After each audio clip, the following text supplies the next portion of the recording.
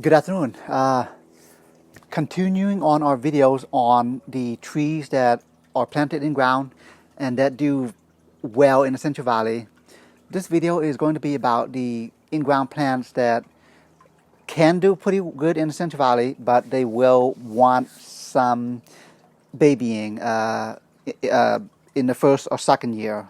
When I say babying, I'm talking frost protection, and more importantly, the sun protection, and as well as seeing if you could maybe get the humidity correct for some of these plants. But yeah, speaking of sun protection, I wanted to show you here. We're going to start off with looking at this green sapote back here. See the leaves up here? This is a green sapote. The leaves are a bit sad looking. And however, if you look at the new leaves on the top, they look all right. If you look at this branch right here, I mean, the leaves look great. However, most of the other branches, the leaves look pretty horrible.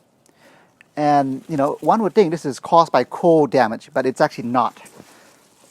Green sapote is extremely sensitive to the Central Valley sun. The leaves curling like that, that's from the summer. And the new leaves that grew out of it is the fall leaves. So from experience, this guy, you don't really need to protect him from the frost, but sun, you want to protect it come between basically May and October.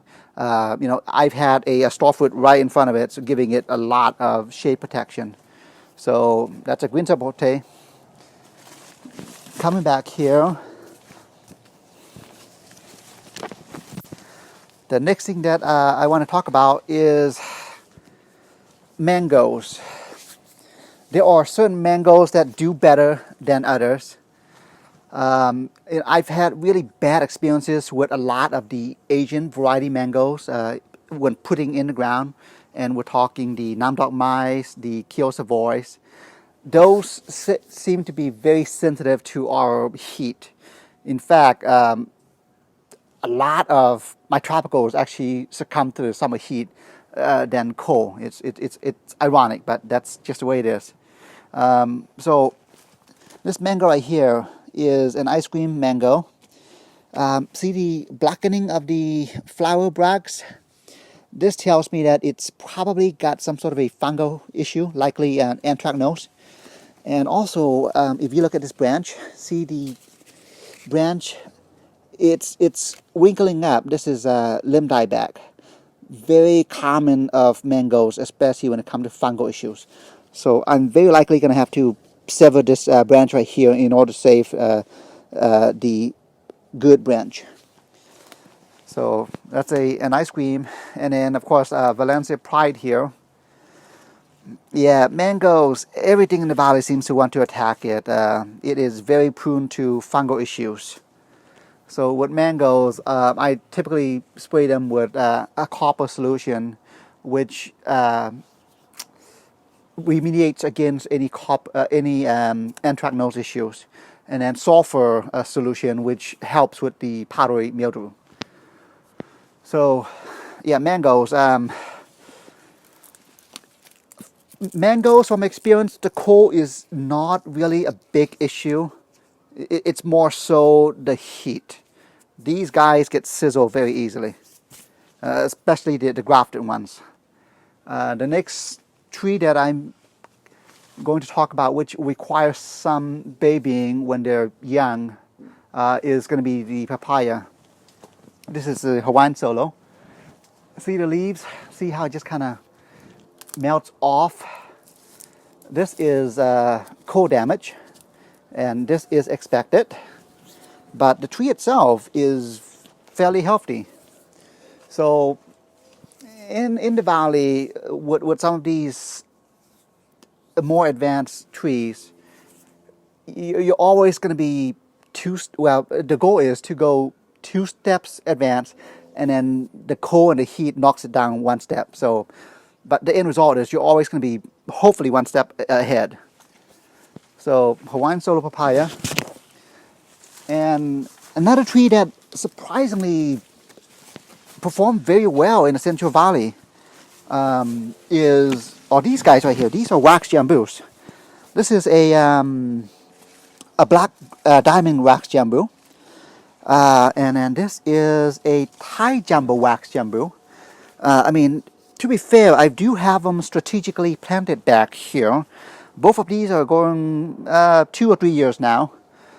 So I've got them situated back here. Just it's for the most part protected. But notice there's very little cold damage. I mean, these guys will drop their leaves when it's cold, but there's very few of them. This is actually the green sugar apple, but I do have a couple more wax jambus in the greenhouse, which I will show you. It is night and day, so hold on to that thought. But one other tree that is, it's okay in the Central Valley is going to be the sugar apple. This is a giant sugar apple. You know, it does this every year when it gets cold. It becomes deciduous, basically. You know, you see a lot of cold stress on this plant. But as long as the wood itself is green, you know, by scratching it, you know it's a good tree. So that's a sugar apple. Actually, one other tree that I wanted to mention is going to be the lychee. This particular variety is a Brewster lychee. See all these burnt leaves? The tips are burnt. This is actually likely salt burn. Most of our tropicals come from Florida. And with Florida, there's a lot of salt in their water. So when we first got it, I mean, this is how it was. This is original leaves. However, when you look at the new leaves, no salt burn. So lychees, if planting in the ground, they do really well. Just give them a lot of shade protection for the first few years. Cold is really not an issue for these guys. So lychee. So now I'm going to talk about starfruit. Starfruits are fairly easy. However, they do want some wind protection. This starfruit was likely grown from seed. Not sure what variety. I think it might be the Salvo variety.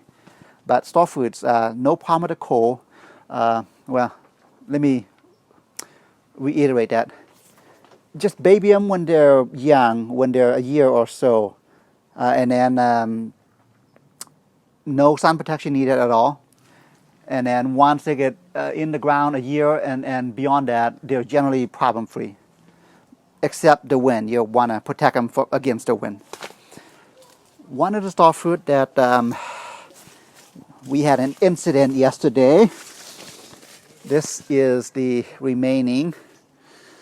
There was a ladder involved and the ladder won. So I don't think this guy's going to be an issue. He'll just bounce right back. So anyhow, this is a Kari starfruit. Yeah, it was, I mean, if you look at it, I mean, no frost damage at all. But, like I said, the latter one. So, I'm going to take you to the greenhouse here.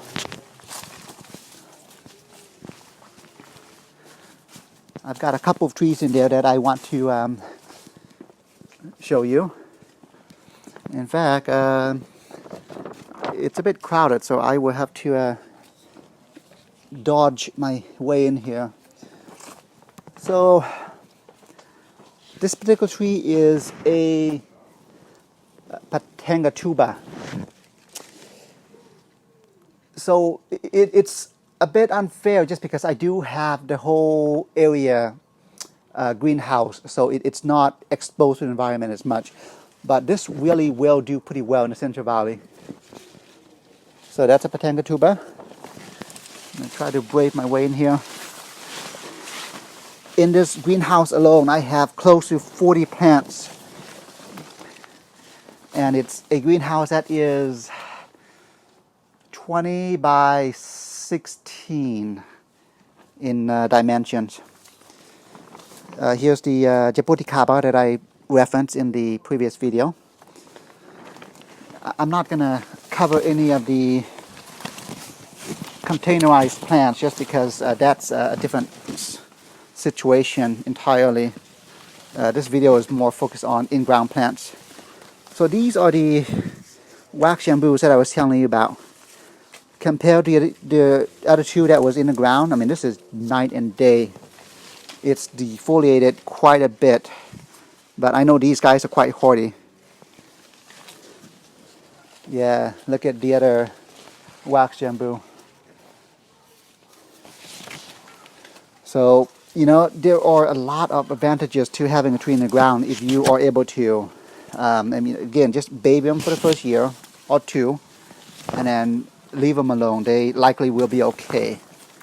You know, with the whole mycorrhizal network, they are just a lot better in the ground. I mean, look at this Jambo perfume here. Actually, this red rocket here, it's completely defoliated. But again, from experience, these guys are quite hardy, so they will bounce right back when the weather warms up. Oh, and almost forgot. The other plant that I have in the ground that I want to discuss is this Pitomba here.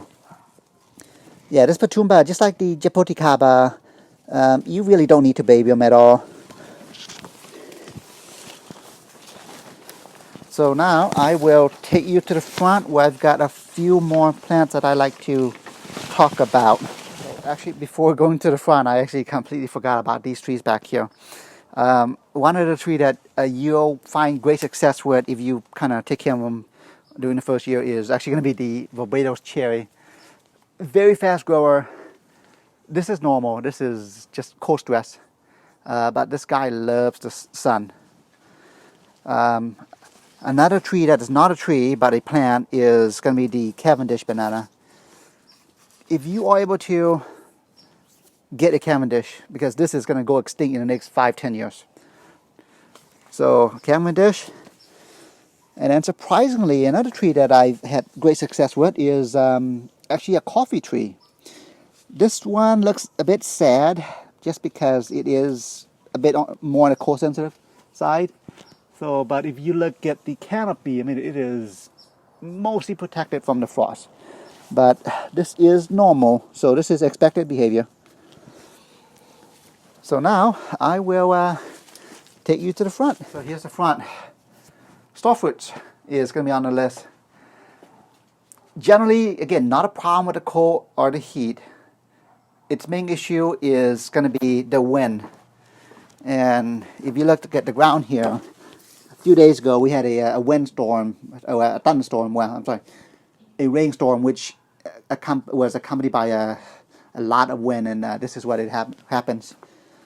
So, starfruit, Kari starfruit specifically.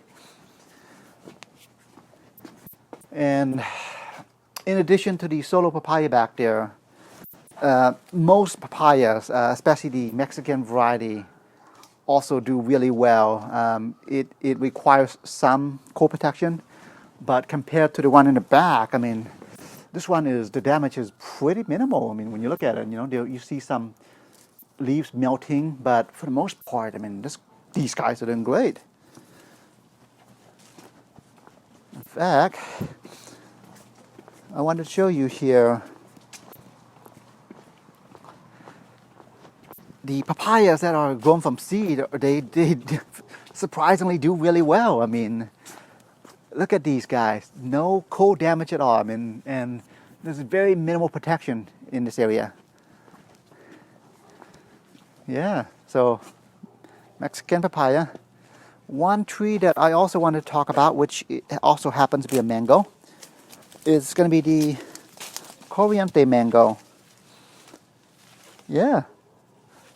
Corriente mango, similar to the Manila mangoes, they do really well in the Central Valley. So that really should conclude the list of all the trees that I have in the ground that needs some babying, but for the most part, they do pretty well. All right, have a good afternoon.